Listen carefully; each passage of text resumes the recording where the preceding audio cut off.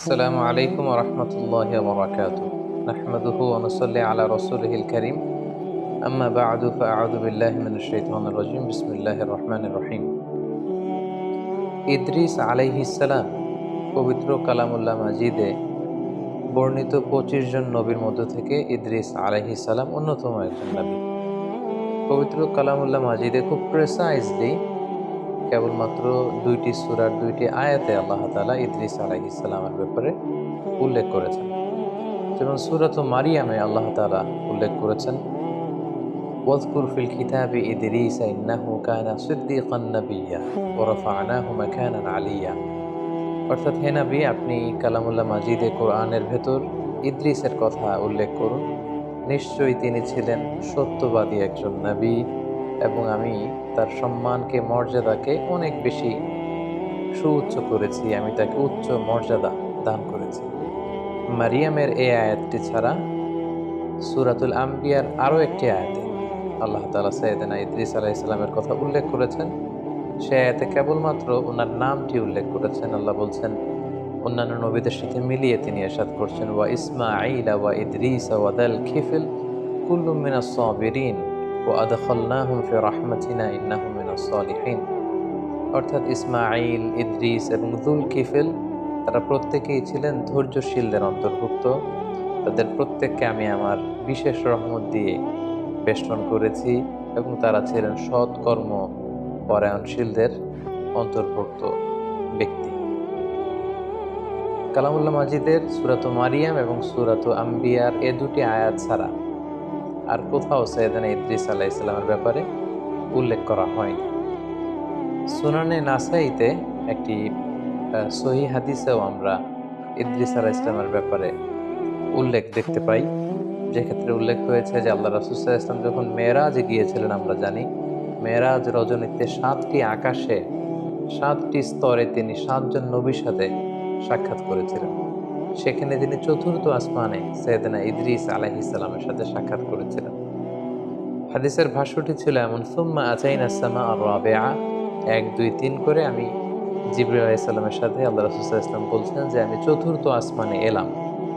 ফামিসলু যালিক, এর আগের আসমানগুলোতে যেভাবে জিজ্ঞেস করা হয়েছিল জিবরাইলকে, তুমি কে, তোমার সাথে কে, তোমাদেরকে কি আসার পারমিশন দেয়া হয়েছে, এভাবে যত ফর্মালিটিজ আছে এগুলো সারা হয়েছে। ফাআতাইতু আলা ইদ্রিস আলাইহিস সালাম, আল্লাহর হাবিব সাল্লাল্লাহু আলাইহি ওয়াসাল্লাম বললেন, তখন হঠাৎ করে আমি ইদ্রিস আলাইহিস সালামের কাছে আসলাম। ফাসাল্লামতু আলাইহি, ওনাকে দেখেই আমি ওনাকে সালাম দিলাম। ফাকালা মারহাবান বিকা মিন আখিন ওয়া নাবিক, আমাকে দেখে সাইয়েদনা ইদ্রিস আলাইহিস সালাম বললেন, স্বাগতম হে আমার ভাই, হে প্রিয় নবী। স্বাগতম হে ভাই এবং হে নবী বলে তিনি আমাকে ওয়েলকাম বা সুস্বাগতম জানিয়েছেন।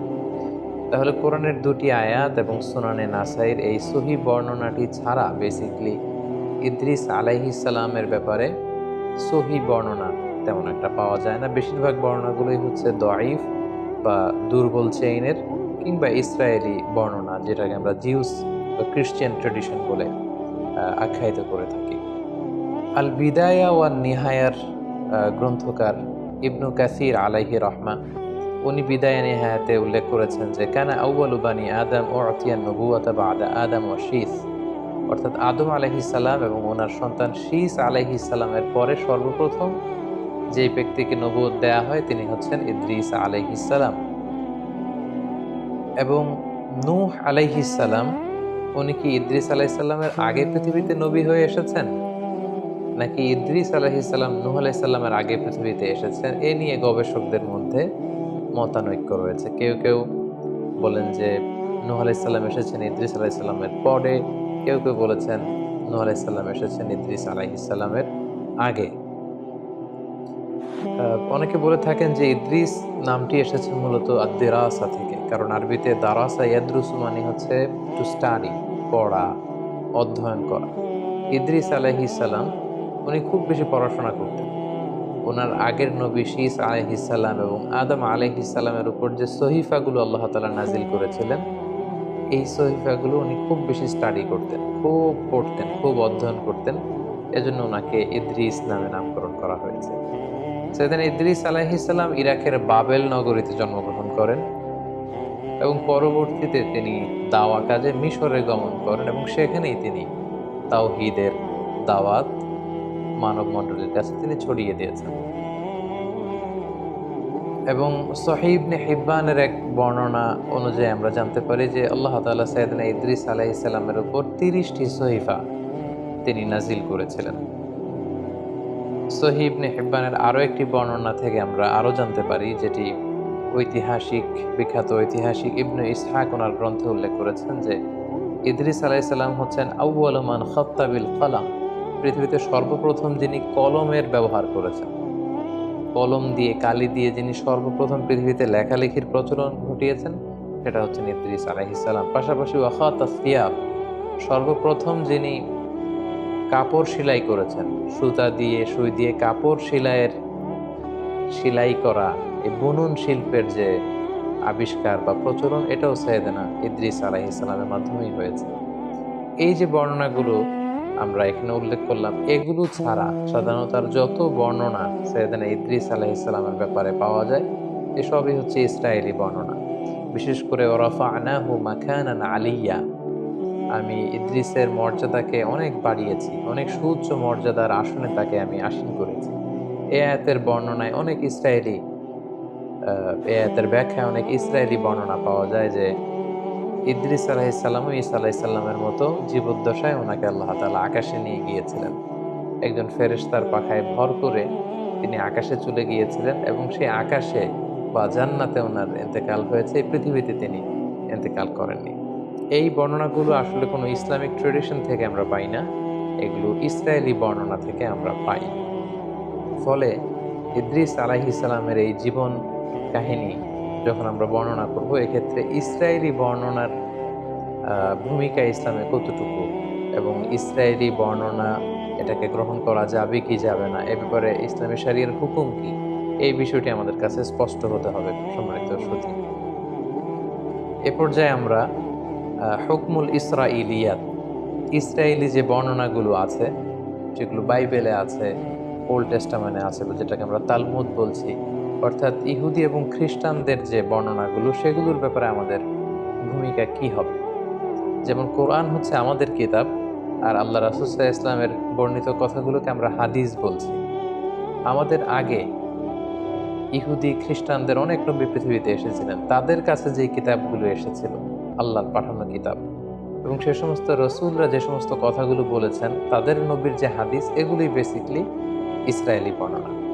ইসরায়েলি বর্ণনার ক্ষেত্রে খুব সোজা সাপটা 3টি কথা। 1 নম্বর কথা হচ্ছে, ইসরায়েলি বর্ণনার ক্ষেত্রে যদি কোরআন এবং সুন্নাহ সেই ব্যাপারটিকে অনুমোদন করে, সেটাকে সাব্যস্ত করে, সেটাকে সাপোর্ট করে, তাহলে সেই সমস্ত ইসরায়েলি বর্ণনা নেওয়া যাবে, সেটাকে গ্রহণ করাতে কোনো সমস্যা নেই, এটা মাকবুল। 2 নম্বর কথা হচ্ছে, ইসরায়েলের যে সমস্ত বর্ণনার বিপরীত বর্ণনা কোরআনে পাওয়া যায়, অথবা কোরআন এবং সুন্নাহ ইসরায়েলি বর্ণনার যে তথ্য, এই তথ্যকে অপোজ করছে, এটাকে অস্বীকার করছে, বরং তার ভিন্নধর্মী বর্ণনা কোরআন এবং সুন্নায় পাওয়া যাচ্ছে, সেক্ষেত্রে ইসরায়েলি বর্ণনাকে রিজেক্ট করতে হবে, এটাকে অ্যাকসেপ্ট করা যাবে না। তাহলে প্রথম হচ্ছে, ইসরায়েলি বর্ণনার যে তথ্যগুলোকে কোরআন সুন্নাহ সাপোর্ট করে সেটা মাকবুল, সেটা গ্রহণযোগ্য, এটা গ্রহণ করা যাবে। দ্বিতীয়ত, ইসরায়েলি বর্ণনার কোনো তথ্যের বিপরীত বর্ণনা যদি কোরআন সুন্নায় পাওয়া যায়, সেক্ষেত্রে কোরআন সুন্নাহকে গ্রহণ করতে হবে, ইসরায়েলি বর্ণনা সেটা হচ্ছে মারদুদ, প্রত্যাখ্যাত, রিজেক্টেড। 3 নম্বর হচ্ছে, ইসরায়েলি কোনো বর্ণনায় যদি এমন কোনো কথা বা এমন কোনো তথ্য, এডিশনাল ইনফরমেশন পাওয়া যায়, যেটার ব্যাপারে কোরআন সুন্নায় কিছুই বলা হয়, হ্যাঁও বলা হয়নি, নাও বলা হয়নি, এটাকে সাপোর্টও করা হয়নি, এটাকে অপোজও করা হয়নি, সেক্ষেত্রে আল্লাহ রাসূল সাল্লাল্লাহু আলাইহি ওয়াসাল্লাম বলেছেন, হাদিসু আন বানি ইসরাঈল ওয়ালা হারাজ, তোমরা চাইলে বনি ইসরায়েলের এই বর্ণনাগুলোকে তোমরা বর্ণনা করতে পারো, এতে কোনো সমস্যা নেই। তো সেক্ষেত্রে আমরা তাসদীক এবং তাকযীব কোনোটাই করতে পারবো না। আমরা খুব আজমাতের সাথে বলতে পারবো না যে সুলাইমান আলাইহিস সালামের সময়কালে এই ঘটনাটা ঘটেছিল, এ ব্যাপারে কোরআন সুন্নায় কিছু নেই, ইসরায়েলি বর্ণনায় এটা পাওয়া যায়, সো এটা সত্য না, এটা সত্য এটা বলা যাবে না। আবার এই বর্ণনাটা মিথ্যা, এটা ডাহা মিথ্যা কথা অনেকে এরকম বলে বেড়ায় যে এটা ইসরায়েলি বর্ণনা, এটা তো মিথ্যা, এটাকে মিথ্যাও বলা যাবে না। কোরআন সুন্নাহ সাপোর্টও করেনি, কোরআন সুন্নাহ রিজেক্টও করেনি, এরকম কোনো এডিশনাল ইনফরমেশন যদি ইসরায়েলি বর্ণনায় পাওয়া যায়, অর্থাৎ ইহুদি এবং খ্রিস্টানদের যে যে সোর্স, তাদের যে কিতাব বা তাদের যে হাদিস, সেখান থেকে যদি পাওয়া যায় এডিশনাল কোনো ইনফরমেশন, সেটাকে তাসদীক তাকদীব, অর্থাৎ এটাকে গ্রহণ বর্জন কোনোটাই করা যাবে না, জাস্ট বর্ণনা করা যাবে। একটা ঘটনা পরম্পরাকে মেলানোর জন্য বর্ণনা করা যেতে পারে। যেমন লেটসে ইদ্রিস আলাইহিস সালামের প্রেক্ষাপট যদি আমরা বলি, কালামুল্লাহ মাজিদে শুধু 2টা আয়াতে খুব সংক্ষিপ্ত পরিসরে ওনার বর্ণনা আল্লাহ তাআলা দিয়েছেন। এবং সহিহ সুন্নাতে আমরা দেখেছি চতুর্থ আসমানে মেরাজের রাতে আল্লাহ রাসূল সাল্লাল্লাহু আলাইহি ওয়াসাল্লাম ইদ্রিস আলাইহিস সালামের সাথে সাক্ষাৎ করেছেন। এগুলো ছাড়া যত বর্ণনাই আছে সবই দঈফ, আর বাকি সবই হচ্ছে ইসরায়েলি বর্ণনা। সো একজন নবীর ব্যাপারে ইন ডিটেইল যদি কারো জানার আগ্রহ থাকে বা আগের ঐতিহাসিক দৃষ্টিকোণ থেকে জিউস ট্র্যাডিশনে, খ্রিস্টান ট্র্যাডিশনে কি কি পাওয়া যায় এগুলো নিয়ে গবেষণা করা, এগুলো বর্ণনা করা, এগুলো জানা, এতে কোনো সমস্যা নেই। কিন্তু এডিশনাল ইনফরমেশনগুলোর ক্ষেত্রে ইসরায়েলি বর্ণনার কোনো এডিশনাল তথ্য যদি আমরা নেই, সেটা সত্য কি মিথ্যা খুব কনফিডেন্সের সাথে এটা কোনোটাই বলার সুযোগ নেই। প্রয়োজনের খাতিরে জানার জন্য কৌতূহলবশত আমরা সেগুলো বর্ণনা করতে পারি। এবং মানুষ মাত্রই কৌতূহলী আমরা জানি, যাদের অনুসন্ধিৎসু মাইন্ড আছে, খুব কিউরিয়াস, জানতে মনে চায় যে কি হয়েছিল, কোথায় এসেছিলেন, তার জীবন পরিক্রমায় কি কি ঘটেছিল, তারা ইসরায়েলি বর্ণনা বাইবেল থেকে এগুলো আমরা জানতে পারি। কারণ বাইবেলের সব কিছুই যে তারা ডিস্ট্রয় করে ফেলেছে, মানে এন্টায়ার বাইবেলে যে তারা করাপ্ট করে ফেলেছে এমনটা না। বাইবেলের অনেক কিছু আছে শুদ্ধ, আবার অনেক কিছুকে তারা কারাপ্টেড করেছে। তো সেক্ষেত্রে এডিশনাল ইনফরমেশনগুলো নেয়ার ক্ষেত্রে, যেটা কোরআনেও নেই সুন্নাতে নেই, আমরা চাইলে বর্ণনা করতে পারবো, আমাদের কৌতূহলকে নিবারণ করতে পারবো, কিন্তু হুটহাট করে এটা বলতে পারবো না যে এটা সত্য কিংবা এটা মিথ্যা। আমাদের মধ্যে একটা প্রবণতা আছে, অনেকে যেটা মনে করেন কোনো ইসরায়েলি বর্ণনা শুনলেই তারা বলে থাকেন যে এটা বানোয়াট হাদিস, এটা জাল হাদিস। এটা আসলে এক ধরনের অজ্ঞতা, কারণ এটা তো হাদিসই না, এটা তো আল্লাহ রাসূল সাল্লাল্লাহু আলাইহি ওয়াসাল্লামের কথা নয়, আল্লাহ রাসূল সাল্লাল্লাহু আলাইহি ওয়াসাল্লাম তো এটা বলেননি। ফলে এটা জাল হাদিস বা বানোয়াট হাদিস বলার সুযোগ নেই, কারণ এটা হাদিসই নয়, এটা আল্লাহ রাসূল সাল্লাল্লাহু আলাইহি ওয়াসাল্লাম বলেননি, এটা ওনার কথা নয়, বরং এটা হচ্ছে ইসরায়েলি ট্র্যাডিশন। তাহলে খুব সংক্ষেপে আমরা এটা বলবো যে ইসরায়েলি বর্ণনা যদি কোরআন সুন্নাহ দ্বারা সাপোর্টেড হয় আমরা গ্রহণ করব, যদি রিজেক্ট করা হয় এটাকে বর্জন করব। আর যে ব্যাপারে কোরআনে হাদিসে আমাদেরকে কিছুই বলা হয়নি, কিন্তু ইসরায়েলি বর্ণনায় আমরা বিভিন্ন নবীদের ব্যাপারে, বিভিন্ন ঘটনার ব্যাপারে এক্সট্রা এডিশনাল তথ্য পাই, সেটা আমরা বর্ণনা করতে পারবো। কারণ আল্লাহর হাবিব সাল্লাল্লাহু আলাইহি সাল্লাম বলেছেন যে লা তুসাদ্দিকু আহলাল কিতাবি ওয়া লা তুকাযযিবুহুম।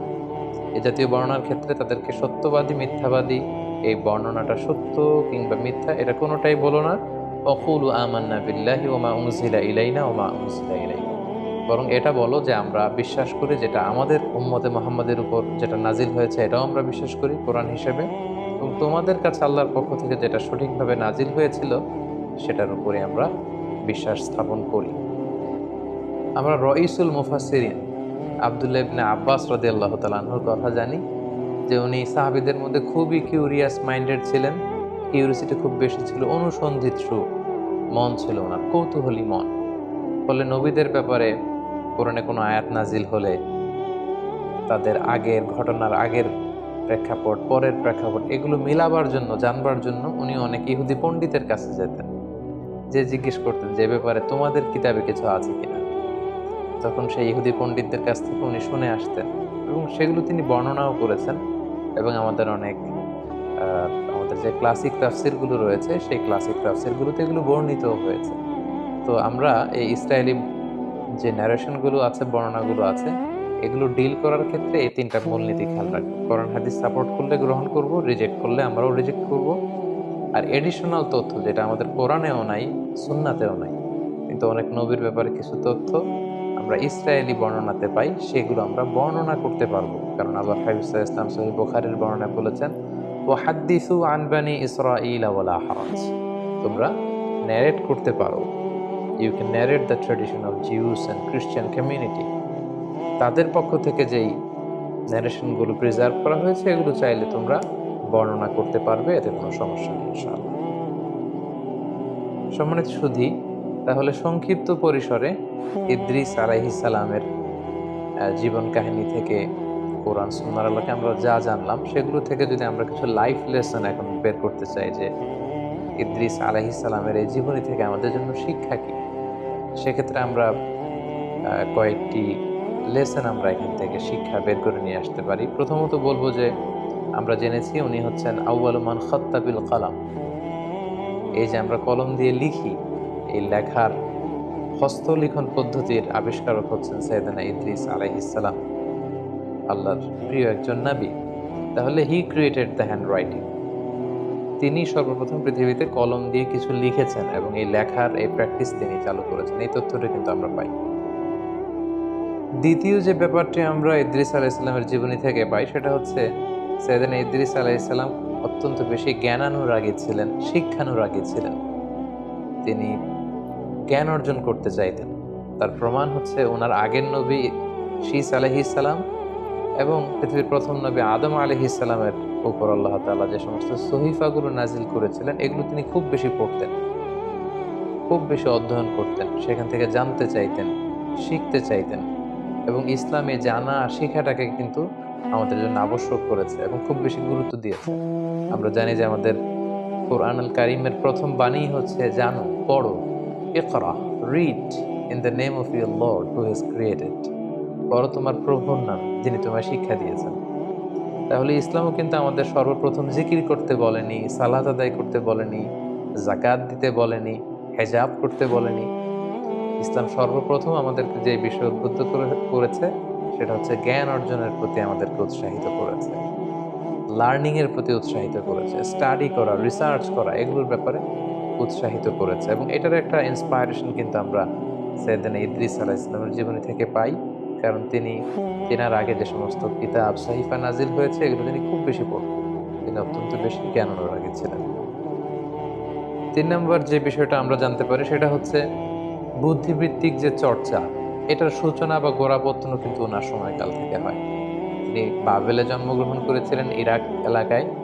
পরবর্তীতে তিনি তাওহীদের দাওয়াত নিয়ে নীল নদের পাড়ে মিশরে অবস্থান করেন। সেখানে তিনি ওই এলাকার লোকদেরকে তাওহীদের দাওয়াত দেন, সালাতের দাওয়াত দেন, যাকাতের দাওয়াত দেন এবং সেখানে তিনি জ্ঞান অর্জন এবং জ্ঞান বিতরণের একটা পরিবেশ তৈরি করেছিলেন। এবং অনেক ঐতিহাসিক বলেছেন যে এই যে গাণিতিক বিভিন্ন সূত্র, ম্যাথামেটিক্যাল যে সূত্র অথবা অ্যাস্ট্রোনমি, জ্যোতির্বিজ্ঞানের যে জ্ঞান, সেটার সূচনাটা হয়েছিল সাইয়েদনা ইদ্রিস আলাইহিস সালামের সময়।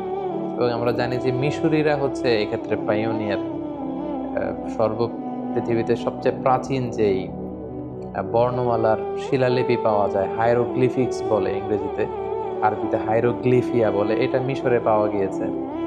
কিভাবে ইরিগেশন করতে হবে, জমি চাষ দিতে হবে, কিভাবে গাণিতিক সূত্র দিয়ে উপকৃত হওয়া যায় এবং জিওমেট্রিক বিভিন্ন তথ্য সূত্র, এগুলো কিন্তু মিশরীরা উদ্ভাবন করেছে। এবং সেক্ষেত্রে অনেক ঐতিহাসিকরা বলেছেন সাইয়েদনা ইদ্রিস আলাইহিস সালামের সময় এটার সূচনা বা গোড়াপত্তন হয়েছিল। সাইয়েদনা ইদ্রিস আলাইহিস সালামের জীবনী থেকে আরো একটি বিষয় আমরা জানতে পারি যে উনি খুব কর্মঠ ছিলেন, সাদাসিধে জীবনযাপন করতেন। যেটার প্রমাণ পাওয়া যায় যে তিনি নিজ হাতে নিজের জামা বা কাঁথা এগুলো সেলাই করতে জানতেন। সেলাই করার বা হস্তবুনন শিল্পের ব্যাপারটিও কিন্তু ওনার সময় থেকে শুরু হয়েছে। এ থেকে আমরা বুঝতে পারি যে উনি খুবই কর্মঠ ছিলেন, হার্ড ওয়ার্কিং ছিলেন। আমরা অনেকে নবীদের ব্যাপারে এরকম ধারণা করে থাকি যে ওনারা মানুষ নয়। আসলে ব্যাপারটা কিন্তু ভুল। ওনারাও মানুষ ছিলেন এবং ওনারা এই পৃথিবীতে হার্ড ওয়ার্ক করেছেন, স্ট্রাগল করেছেন। ওনারা বাজারে যেতেন, বাজার করতেন এবং ওনাদের লাইভলিহুডের জন্য ওনাদের আর্নিং করা লাগতো, উপার্জন করা লাগতো। জীবনের যে স্ট্রাগলগুলো আছে এগুলো সবগুলো পেরিয়ে ওনারা নিজেদেরকে প্রমাণ করে করে মহামানব হিসেবে তারা পৃথিবীতে স্বীকৃত হয়েছেন। তো এক্ষেত্রে আমরা এটা বুঝতে পারি যে সাইয়েদনা ইদ্রিস আলাইহিস সালাম অত্যন্ত আহ, কর্মচঞ্চল একজন মহামানব ছিলেন। খুব কর্মঠ এবং সাদাসিধে জীবনযাপন করতেন। ওনার আহ, হস্তবুনন শিল্পের এই প্র্যাকটিস থেকে আমরা এই বিষয়টি আমরা বুঝতে পারি। পাশাপাশি আমরা এটাও বুঝতে পারি যে অভাবনীয় বুদ্ধিমত্তার অধিকারী তিনি ছিলেন। উদ্ভাবনী ক্ষমতা ওনার মধ্যে ছিল, গবেষণা, ধর্মী চিন্তা চেতনার একজন মানুষ ছিলেন, যেটা আমাদের জন্য অনেক বেশি অনুপ্রেরণা যোগায়। সম্মানিত সুধী, আল্লাহ তাআলা আমাদের সবাইকে নবীদের রেখে যাওয়া যে সুন্নাহ, নবীদের রেখে যাওয়া যে পথ, সে পথে যেন আমরা আমাদেরকে পরিচালিত করতে পারি। আল্লাহ তাআলা আমাদের সবাইকে তৌফিক দান করুক। হাযা মা ইনদি ওয়াল ইলমু ইনদাল্লাহ আলাইহি তাওয়াক্কালতু ওয়া ইলাইহি উনীব। ওয়াসসালামু আলাইকুম ওয়া রাহমাতুল্লাহি ওয়া বারাকাতুহু।